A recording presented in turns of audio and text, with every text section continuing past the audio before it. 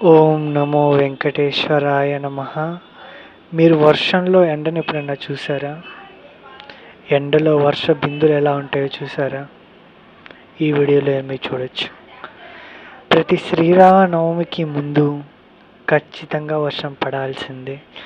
శాస్త్రం ఫాలో అయ్యే వాళ్ళు, స్పిరిచువాలిటీ ఉన్న వాళ్ళు మాత్రమే తెలుస్తుంది. 6వ తారీఖు శ్రీరామనవమి ఉంది. ఎండాకాలంలో వచ్చే ఈ శ్రీరామనవమికి ఎండాకాలంలో వర్షం పడుతుంది. మీరు చూసారంటే అసలు ఎక్కడా మబ్బులు లేవు, కానీ వర్షం పడుతుంది. ఈ ఎండలో ఆ వర్షం చూస్తానికి ఎంత అందంగా ఉందో తెలుసా?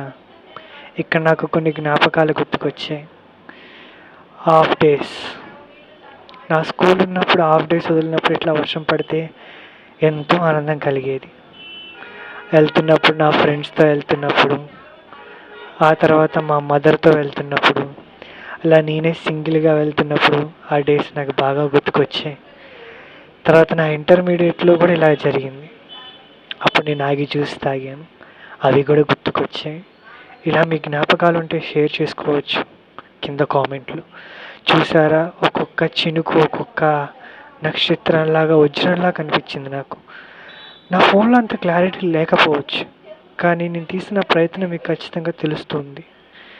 దీంట్లో ఆ చినుకులు, ఆ వాన, ఆ ఎండలో ఉన్న ఆ చినుకులు, ఆహ్లాదనం ఎంతో రమణీయంగా ఉంది. ఇది సేక్రెడ్ వాన కింద నేను ప్రతిఘటిస్తాను. ఎందుకంటే ఎండలో వర్షం పడటం చాలా అరుదుగా జరుగుతుంది. అది శ్రీరామునికి ముందు ప్రతి సంవత్సరం ఇట్లా జరగటం ఇంకా అరుదుగా అనిపిస్తుంది. కానీ ఇప్పుడు ఈ సంవత్సరం ఎంత బాగా జరగలేదు, కానీ ఇప్పుడు జరిగింది.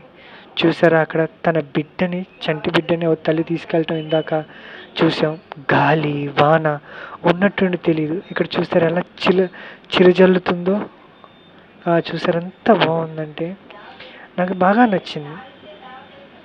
ఈ అద్భుతాన్ని మీరు చూస్తారని నేను కోరుకుంటున్నాను. అలాగే మన ఛానల్లో రెయిన్బో కూడా ఉంది, చూడండి.